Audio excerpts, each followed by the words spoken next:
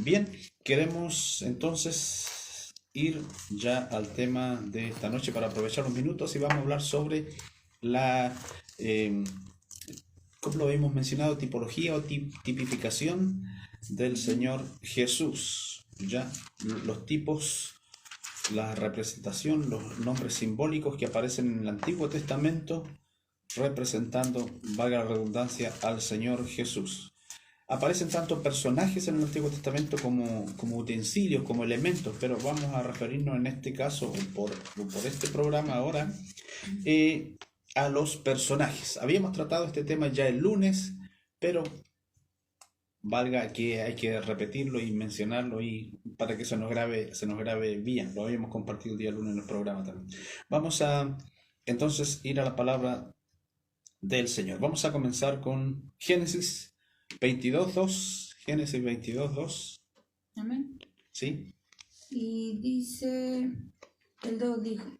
y dijo, toma ahora tu hijo, tu único, Isaac, a quien amas, y vete a tierra de Moría, y ofrécele allí en holocausto sobre uno de los montes que yo te diré. Este pasaje lo hemos compartido en bastantes ocasiones, en algunos temas, en algunos mensajes, apuntando tanto a Isaac, a la simbología, a Abraham, al Cordero, etc. Pero aquí, bueno, en la tipificación, en los tipos que representan al Señor Jesús, que simbolizan al Señor Jesús, está el caso de Isaac. Isaac, ya. Y nuevamente, por favor, el versículo 2, 22, Génesis 22:2. Y dijo, toma ahora tu hijo, tu único, Isaac, a quien amas, y vete a tierra de Moría, y ofrécele allí en holocausto sobre uno de los montes que yo te diré. Fíjense la representación, o más bien la frase que se usa respecto a Isaac. Ahora tu hijo, tu único. Y Jesús es el unigénito del Padre. Dice, a quien amas, como también la Biblia lo dice, y vete a tierra de Moria. Generalmente se enseña que Moria es la misma zona donde fue edificada después Jerusalén, donde estaba Jerusalén, en uno de esos montes, y Jesús fue crucificado en uno de los montes fuera de Jerusalén, en tierra de Moria. Y ofrécelo allí. Debía ser entregado en sacrificio. ¿Ya? El versículo 8, también, el versículo 8, ¿sí? ¿De Génesis?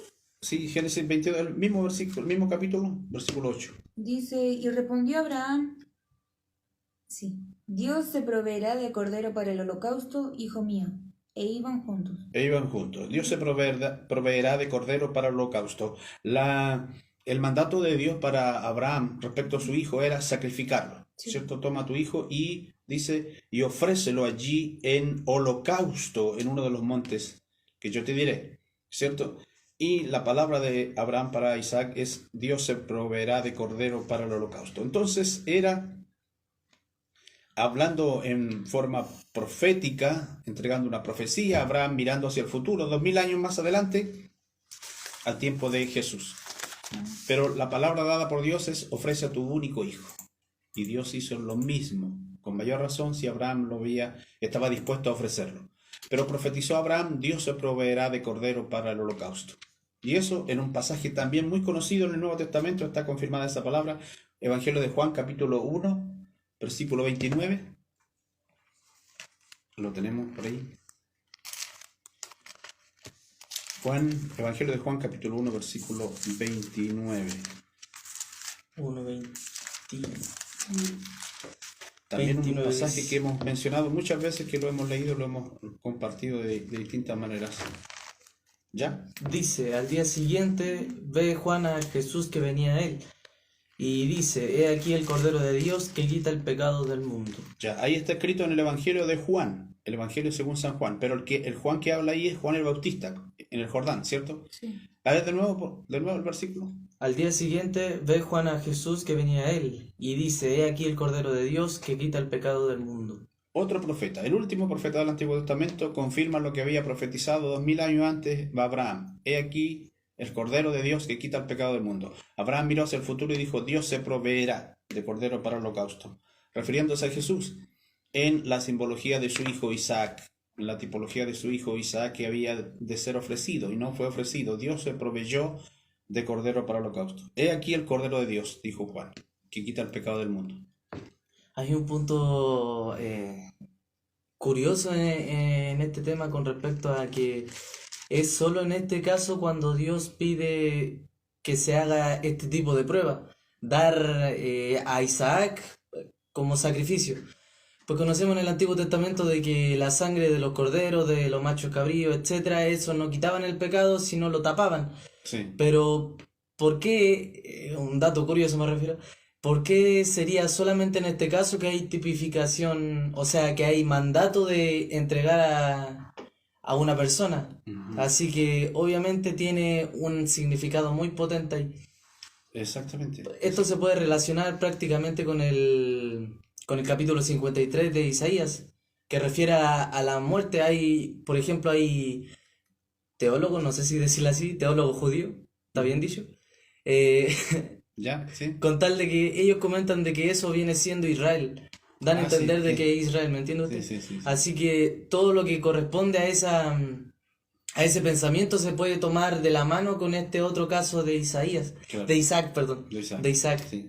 A propósito, ellos no relacionan el capítulo 53 con Jesús, sino Claro. que lo mencionan como que se refiere a su siervo, o sea, Israel. Israel. Bueno, al menos eso es lo que hemos escuchado por ahí. Hebreos 11:17, respecto al mismo personaje, el mismo tipo de Jesús que es Isaac. Hebreos 11:17 lo tengo aquí y dice, se me perdió.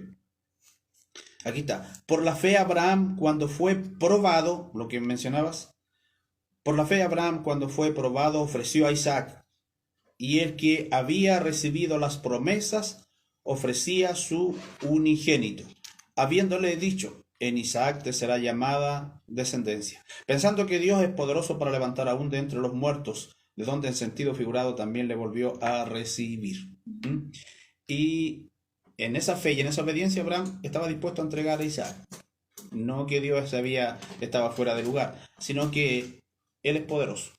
A tal punto confiaba en su amigo, obviamente, que si lo sacrifica, Él puede volverlo a la vida. Tiene tal poder para hacerlo y tal autoridad.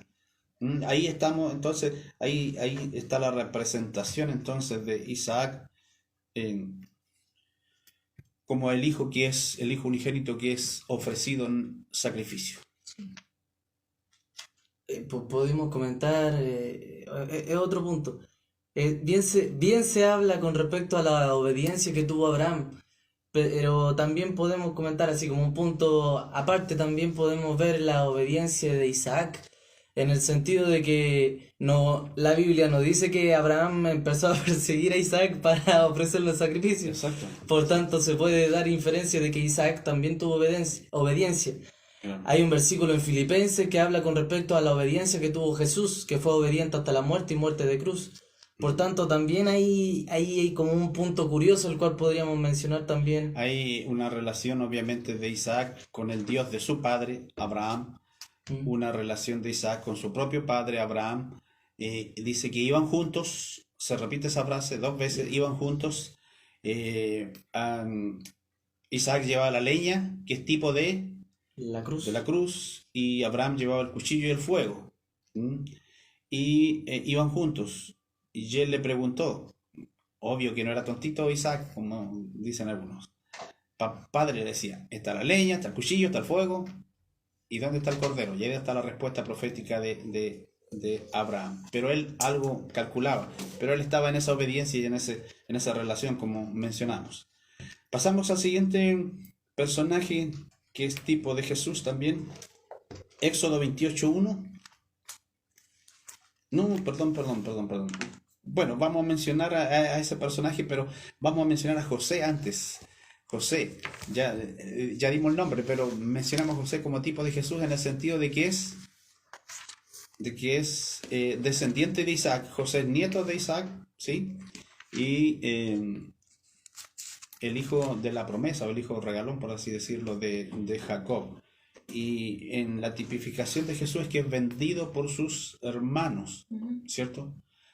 Hay dinero de por medio, se vende a su hermano, como Jesús fue vendido también. Todo el padecimiento que pasó, por cosas que él no había hecho y cómo Dios lo levantó. Después de haberse humillado, como Jesús lo hizo, dice la Biblia, aún como siervo, Dios lo exaltó a lo sumo y le dio un nombre que es sobre todo nombre. José le fue dado un nombre distinto. Incluso el faraón le da otro nombre, no solamente José. ¿Cómo lo nombra? Safnat Panea. Safnat Panea en Egipto, y es gobernador de Egipto, consejero o padre del faraón, dice otra versión. Entonces le es confiado a él todas las cosechas de Egipto. Y bueno, es puesto en alto después de haber padecido, de haber sido vendido ya por sus hermanos. ¿Sí? Pues, meditando algo pequeño con respecto a la vida de José. José es, como usted decía, el hijo de regalón de Jacob. Ujú. Y hay un punto, un asunto muy delicado. A ver, Muy me delicado. acordé de algo. ¿Sí? Por ejemplo, el tema cuando José daba aviso a su padre de lo que hacían sus hermanos. Sí. ¿Me entiendes? Y es también en la vida de Jesús el hecho de que empieza a hablar los hay contra las ciudades impenitentes, o algo así que es el nombre que le Sí, pone sí. en el libro. Incluso llora sobre Jerusalén. Claro. Me acordaba del manto, el manto de José, la túnica que su padre mandó hacerle por ser un hijo especial. ¿Mm? La túnica de colores para José. Y podemos relacionarlo así levemente con el manto del Señor también, con las túnicas que fueron quitadas y repartidas, echaron suerte y se las repartieron. Bueno, una se las repartieron, las que pudieron dividir, y la otra, que era de un solo tejido, de una sola hechura, tuvieron que echar suerte sobre él. En cambio, en la túnica de José quedó la sangre, estaba la marca de la sangre, ¿cierto? Vamos al siguiente entonces, al siguiente personaje en Éxodo 28. Ahora sí, Éxodo 28:1. Dice: harás llegar a ti a Aarón tu hermano y a sus hijos consigo de entre los hijos de Israel, para que sean mis sacerdotes, a Aarón, Nadab y Abiú, Eleazar e Itamar, hijos de Aarón. Exacto, ahí está el llamado de Dios. Le dice a Moisés que elija a su hermano, a Aarón, y a sus hijos para sumos sacerdotes. Hay que recordarlo, lo insistíamos en eso el día lunes también, todos los sacerdotes vienen de la tribu de Leví. No podía haber un sacerdote en Israel que no fuera de la tribu de Leví. Todos sacerdotes levitas, pero no todo levita es sacerdote. Y la familia de Aarón eran los sumos sacerdotes. Todos los descendientes de Aarón de ahí para adelante iban a ser sumos sacerdotes. Él tenía 4 hijos, pero solamente quedaron los 2 menores. Los 2 mayores Dios los cortó por presentar fuego extraño, dice la Biblia. Pero ellos quedaron como sumos sacerdotes. Ahora eran los que tenían el privilegio de... El sumo sacerdote, ¿cuál era el privilegio que tenía? O la responsabilidad, digamos, que tenía el sumo sacerdote. Entraba al lugar santísimo una vez al año. Solamente él podía entrar al lugar santísimo una vez al año. Y si estaba en buenas condiciones, por así decirlo, condiciones espirituales y físicas. Su ropa tenía que estar limpia, sin mancha, sin inmundicia ninguna. Su cuerpo también sin ninguna marca. Y espiritualmente debía estar en comunión con Dios. Para poder entrar al lugar santísimo y ministrar para él y luego también para el pueblo. Hacer la expiación, ¿cierto? Amén. ¿Y qué más podemos mencionar ahí de Aarón hasta ahí para ir al Nuevo Testamento, lo que dice? ¿Algo? Veamos Hebreos 5:6 entonces. ¿Lo tienen por ahí? Hebreos 5:6. 5:6 dice, como también dice en otro lugar, tú eres sacerdote para siempre según el orden de Melquisedec. Ya. Y también dice. Ay, se me perdió otra vez. Es donde habla del sumo sacerdote que nos conviene. Aquí está. Hebreos 7:26.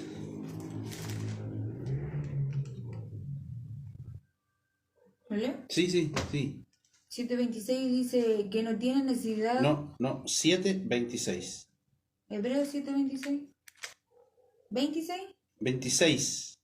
Porque tal sumo sacerdote nos convenía, santo, inocente, sin mancha, apartado de los pecadores y hecho más sublime que los cielos.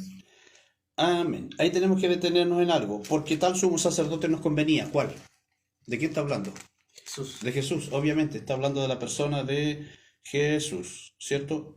Se está refiriendo, el autor al hebreo, de la carta al hebreo, se está refiriendo a Jesús. Porque tal sumo sacerdote nos convenía.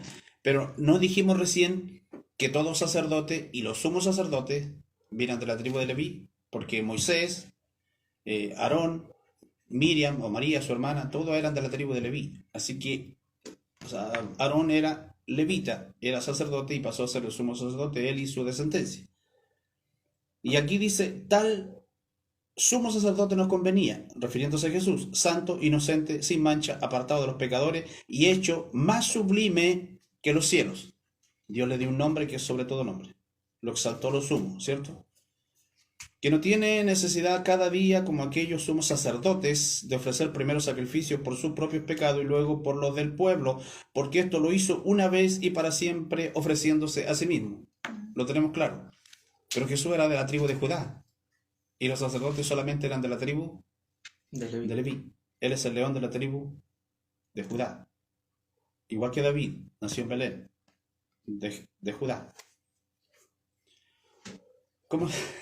¿Cómo sucedió eso? ¿Cómo este es sumo sacerdote de la tribu de Judá y no de la tribu de Leví? Bueno, lo vamos a ver más adelante, ¿ya? Pero ahí tenemos una tipificación también del sumo sacerdocio, de los sumos sacerdotes en el caso de Jesús, representado por Aarón, ¿ya? Pasemos al siguiente. Génesis 14. Aquí se explica un poquito lo que estábamos hablando del sacerdocio. Génesis 14, 18. Y hay que leer en los Salmos también y en Hebreos. Este personaje también es tremendo. Génesis 14, 18. ¿Qué dicen? 18 dice, entonces Melquisedec, rey de Salem, sacó pan y vino, el cual era sacerdote del Dios Altísimo. ¿Ya? ¿Quién tiene Salmo? ¿Tienes Salmo 110? ¿4, Eli? Sí. Dice, juró Jehová y no se arrepentirá. Tú eres sacerdote para siempre según el orden de Melquisedec. Tú eres sacerdote para siempre según el orden de Melquisedec, pero los sacerdotes eran según el orden de Aarón. Aarón. Era el pacto arónico, era el sacerdocio arónico. El sacerdocio arónico, quiero decir. Pero es según el orden de Melquisedec, no de Aarón. Porque Jesús era de la tribu de Judá. A ver de nuevo, por favor, de nuevo Génesis 14, 18. Dice, entonces Melquisedec, rey de Salem, sacó pan y vino, el cual era sacerdote del Dios Altísimo. Sacerdote del Dios Altísimo. Y Hebreos 7, del 1 en adelante, del 1 al 3. El 1 dice, porque este Melquisedec, rey de Salem, sacerdote del Dios Altísimo, que salió a recibir a Abraham, que volvía de la derrota de los reyes, y le bendijo. El 3 dice... No, el 2, sigamos con el 2.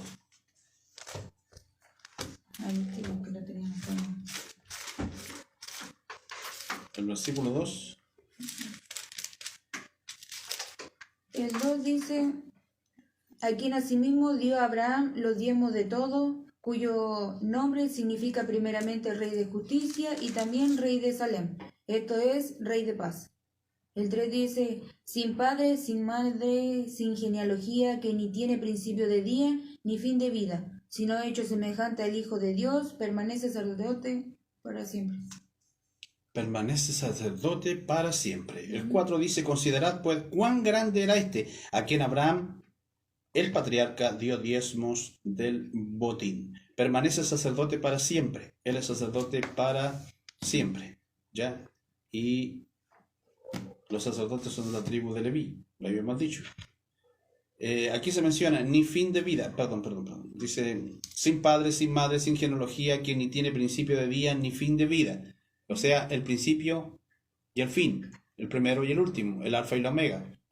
Se relaciona con esa expresión del Apocalipsis. y es hecho semejante al Hijo de Dios, otra tipología de Jesús. También se menciona como como el Cristo preencarnado, una aparición de Jesús en el Antiguo Testamento en la persona de Melquisedec. Otros dicen que no, le dan otra connotación, otra nominación, pero se presenta generalmente como hecho semejante al Hijo de Dios, ¿ya? Porque es sacerdote y rey, lo mismo que Jesús, rey de justicia y también rey de Salem, esto es rey de paz. Estaba leyendo en la tarde en el diccionario bíblico que tenemos en la casa y decía aquí que Melquisedec se mostraba como un patriarca superior, ya que bendice a Abraham, porque Abraham le había dado los diezmos. Los diezmos, sí, sí, sí. Y ahí lo bendice, pues, haciéndole sacerdote, haciéndole un sacerdocio más elevado que el de los del Levítico y el de Aarón. Ajá, exactamente. Comparándolo con el del Señor, que era sumo sacerdote. Exactamente. Y la promesa dada en el Salmo 110 dice, tú eres sacerdote, ¿cómo dice? Tú eres sacerdote Tú eres sacerdote para siempre según el orden de según el Melquisedec. orden de Melquisedec. ¿Ya? Y también podemos tomar esa tipificación del pan y el vino por la cena que el Señor tuvo. Claro, porque Abraham presenta delante de él. No, es Melquisedec el que presenta. Sí. Melquisedec presenta ante Abraham pan y vino. Sí, en comunión, sí. Ahí representando la Santa Cena que todavía no era conocida, porque obviamente después de la salida de Egipto se presenta la Pascua. Sí. Israel celebra la Pascua, la iglesia comienza a celebrar la Santa Cena. Exactamente. ¿Algo más ahí del Melquisedec? Mencionar, recordar que es rey de justicia y de paz también. Exactamente.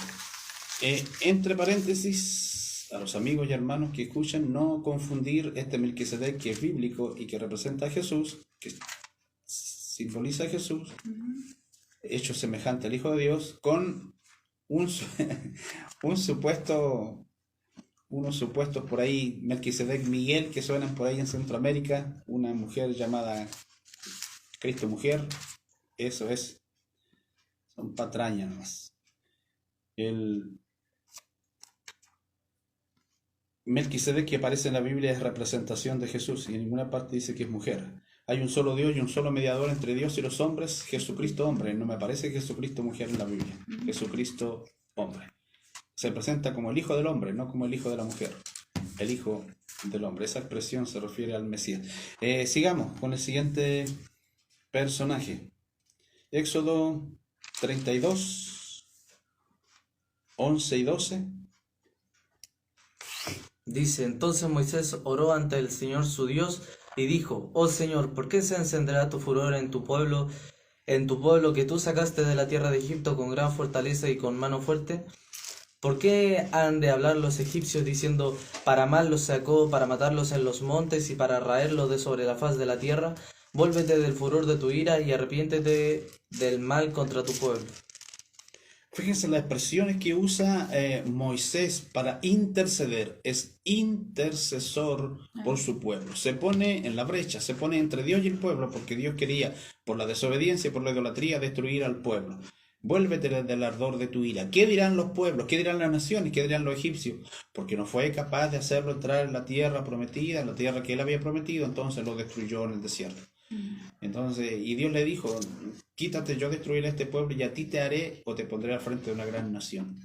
Pero Moisés intercedió por su pueblo. ¿Quién otro?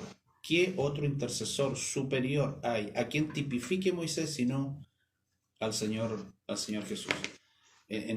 Por ejemplo, en la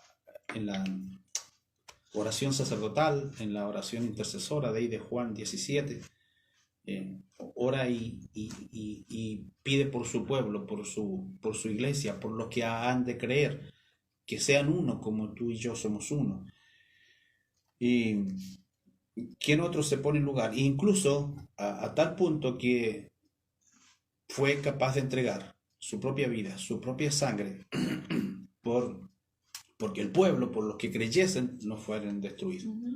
Aparece 2 veces Moisés haciendo intercesión ahí en Éxodo, por Israel, 2 veces al menos pidiendo por Israel. ¿Mm? En ese entonces se había intercedido porque el pueblo había adorado al becerro de oro. Exactamente, exactamente. Y Entonces, también leía en el diccionario porque para informarme del tema que Moisés cuando baja con los 10 mandamientos porque lo rompen. sí, Y entonces lo rompe y hacía como entender al pueblo que el pacto entre el hombre y Dios se había roto exactamente, por haber quebrado los 10 mandamientos.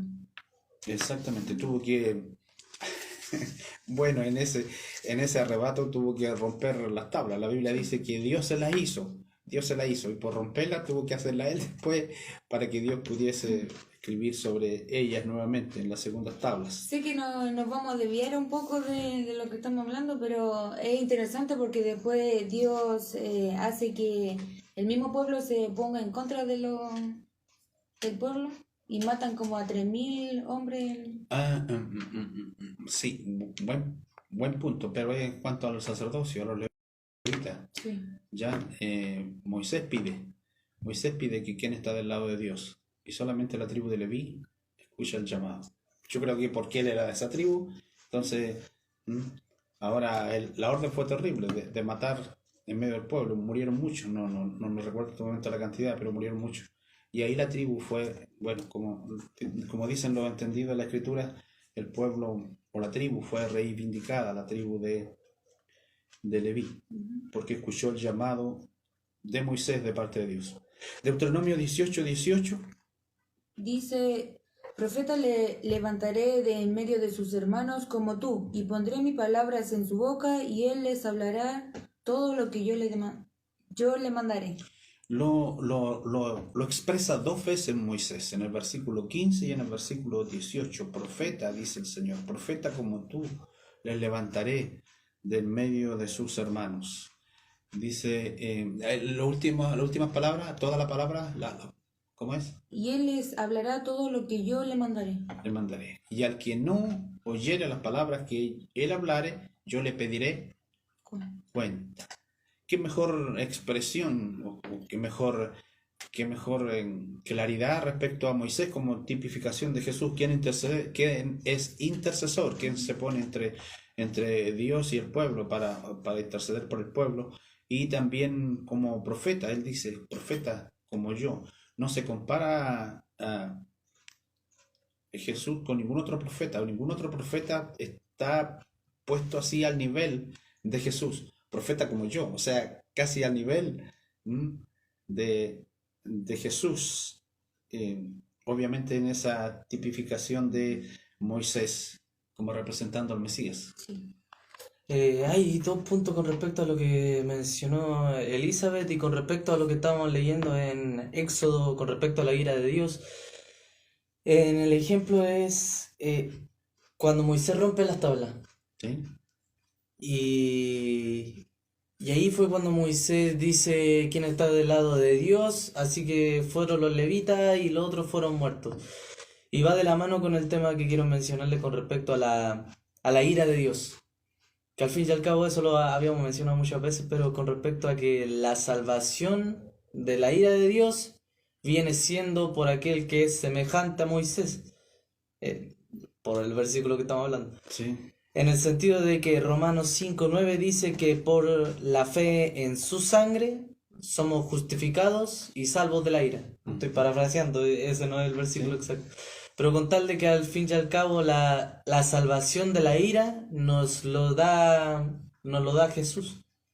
Así es. Tipificado grandiosamente por Moisés en toda esa acción que hizo en favor del pueblo. Continuemos, vamos al siguiente personaje que tipifica, que simboliza, que representa al Señor Jesús. Habíamos dicho al principio, obviamente, que hay utensilios, que hay inmobiliario, que hay cosas, que hay elementos que tipifican al Señor Jesús, pero estamos refiriéndonos en este caso solamente a los personajes. Ya, el siguiente es Josué 1:5. ¿Qué nos dice Josué 1:5?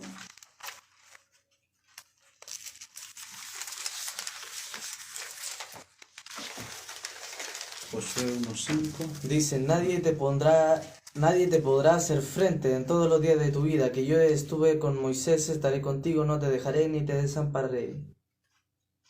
Amén. De acuerdo a esa promesa, esa palabra es la tipificación de Josué, porque Josué significa, Jehová es salvación. exacto, Jehová salva, Jehová es salvación. Está relacionado con la palabra Jesús, el griego. Ujú. Aquí también dice que es prototipo de Cristo, obviamente. Y Jesús o Yeshua, Josué, es Jehová es salvación. Está involucrado ahí está implícito el nombre de Jesús. Y obviamente él es tipo de Jesús. Es el gran general, el general de los generales. La labor fue grandiosa de Moisés como profeta, como hombre que hizo grandes maravillas a los ojos de Egipto, de las demás naciones y a los ojos de Israel. Pero el que se enfrentó a los ejércitos para poseer la tierra fue Josué. ¿Ya? La tierra que estaba prometida, tierra que fluye leche y miel, pero hubo que vencer la Biblia menciona 31 reyes. Venció Josué. ¿Ya? A donde quiera que iba, Dios le daba victoria para repartir la tierra. Y aquel que está con nosotros como un poderoso gigante, aquel que es nuestro Señor y Salvador, es el que destruye reyes y ejércitos, y bueno, los destruyó, los avergonzó públicamente, triunfando sobre principados, sobre potestades en la cruz. ¿Quién mejor que él? Y Hebreos, leo aquí, tengo aquí Hebreos 4, el 8 y el 9, dice, porque si Josué les hubiera dado el reposo, no hablaría después de otro día. Por tanto, queda un reposo para el pueblo de Dios. Si Josué nombra a Josué como el que estaba para darles el reposo, ¿dónde? En la tierra prometida, en la tierra que fluye leche y miel. Pero obviamente hay un reposo futuro para los que creen en el Señor. Siempre nos tomamos de ese versículo en distintas ocasiones, cosas que ojo nunca vio ni oído yo, ¿cierto? Ni han subido en corazón de hombre, son las que Dios tiene preparadas para los que le aman. Y obviamente ahí está el reposo, el descanso eterno, la paz completa, donde ya no hay quebranto, dolor, angustia, lágrima, muerte, despedida, nada de eso. Todo eso quedará atrás. Será un completo y eterno reposo. Entonces hasta ahí tenemos a Isaac representando y tipificando a Jesús, su nieto José, hijo de Jacob, también Aarón, el sumo sacerdote, el primer sumo sacerdote, y de ahí en adelante todos los hijos de Aarón, sumos sacerdotes, representando a Jesús. Isaac, aquel que iba a ser sacrificado, José, el que fue vendido, Aarón, el sumo sacerdote, Melquisedec, tanto rey como sacerdote, Moisés, el gran profeta, el intercesor, y Josué, el gran general que derribó reyes y ejércitos para permitir la entrada. Jesús, muriendo en la cruz, permitió la entrada a la tierra que fluye leche y miel, la tierra de promesas, derribando todo aquello que impedía que los que en él creyesen pudiesen alcanzar la gloria eterna. Estaba leyendo en la tarde que pensé que a eso se refería el punto, pero no a lo que estábamos hablando, de que como Dios estuvo con Josué, y también estaba buscando en Hechos 10:38 que Dios también estaba con... A ver, pero veámoslo. Sí, veámoslo. con Sí. Hechos Sí, 10:38. sí, es un versículo, sí, busquémoslo, sí, no están obviamente por coincidencia. La promesa para Josué, así como estuve con Moisés, estaré contigo. Bueno, esa promesa es para los hombres y mujeres que creen en el Señor. Así como estuve con Moisés, estaré contigo. Y veamos eso. Dice, como Dios ungió con el Espíritu Santo y con poder a Jesús de Nazaret, y como éste anduvo haciendo bienes y sanando todos los oprimidos por el diablo, porque Dios estaba con él. Exactamente, tienen relación, porque Dios estaba con él. Como estuve con Moisés, estaré contigo. Sí. Todas las maravillas que hizo Jesús es porque Dios estaba con él. Bueno, En Efesios 2:15 dice, aboliendo en su carne las enemistades, la ley de los mandamientos expresados en ordenanzas para crear en sí mismo de los dos un solo y nuevo hombre, haciendo la paz. Hay un predicador que comenta con respecto a este versículo de Josué, que habla con respecto a la muerte de la ley. Cuando Moisés murió, pasó el cargo a Josué. sí. Así que Moisés al morir da tipificación a la muerte de la ley y pasa siendo una nueva persona, a alguien que no fue como el resto del pueblo, sino que permaneció. Da interpretación o tipificación, mejor dicho, a Jesús como el Salvador para llegar a la tierra prometida. Exacto, porque su nombre significa Jehová salva, Jesús que es Salvador. Está precioso eso también, está buenísimo, sí. A ver si alcanzamos a ver, nos quedan 5 minutos. Veamos el siguiente personaje, que es uno de los grandes personajes del Antiguo Testamento, obviamente tipificando al Señor Jesús también. Primera de Samuel 16:1. Dijo Jehová a Samuel, ¿hasta cuándo llorarás a Saúl, habiéndolo yo desechado para que yo reine sobre Israel? Llena tu cuerno de aceite y ven, te enviaré a Isaí de Belén, porque de sus hijos me he provisto de rey. A Isaí de Belén, porque de sus hijos me he provisto de rey. Este es David. Sí. Su nombre significa amado. David significa amado. Nació en Belén, igual que Jesús.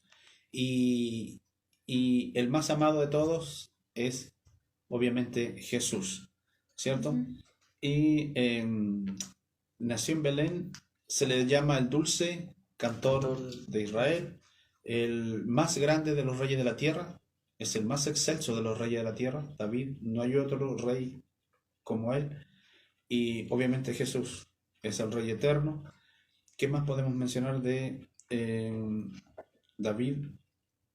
Hay quienes dicen que cuando Salomón escribió en los Cantares, mi amado es blanco y rubio, se refería a David, su padre, pero ahí también era tipificación de Jesús. Ahora, no quiere decir que Jesús era blanco y rubio, sino que habla de su belleza, de su esplendor, de su hermosura.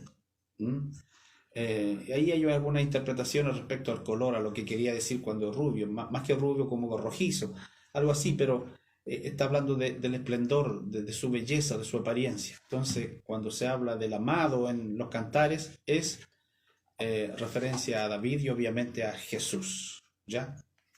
¿Y algo más de David ahí? Cuando se habla de David siempre se habla con respecto a la humanidad. Por ejemplo, en el evangelista del Antiguo Testamento, Isaías dice, hijo nos es dado, etcétera, etcétera. Sí. Pero habla con respecto a...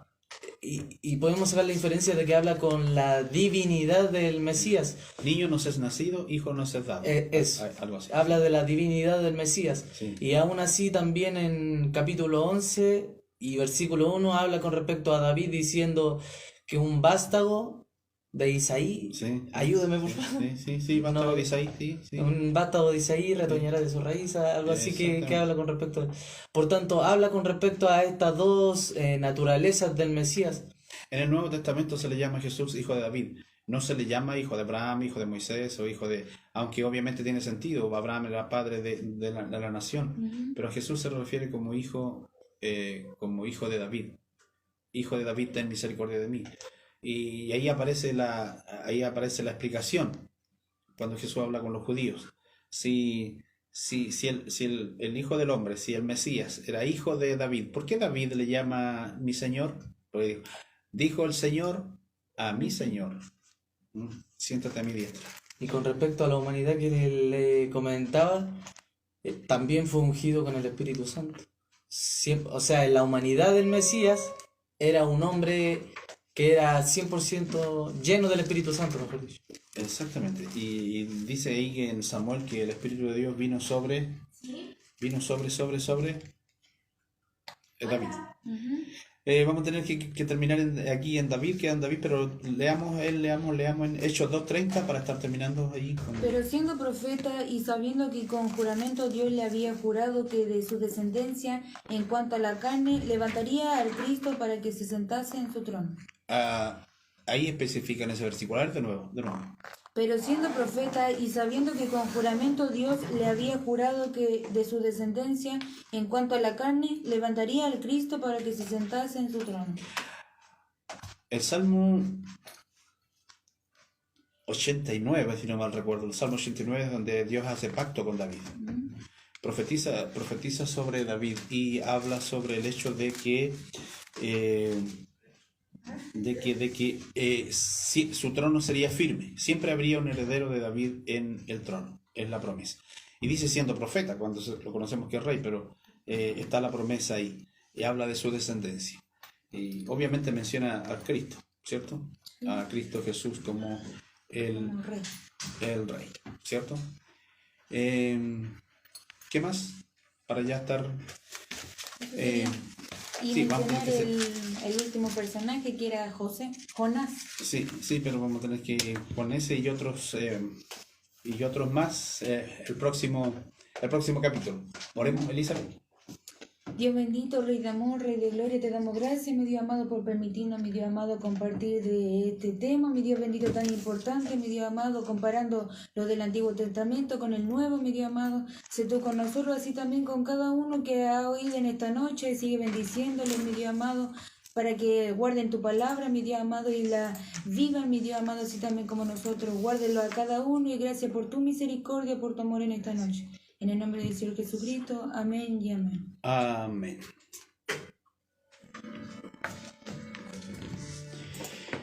Bien, nos estamos despidiendo, deseando ricas bendiciones para su vida. Ya habíamos compartido estos versículos, pero que sigan siendo de edificación para su vida.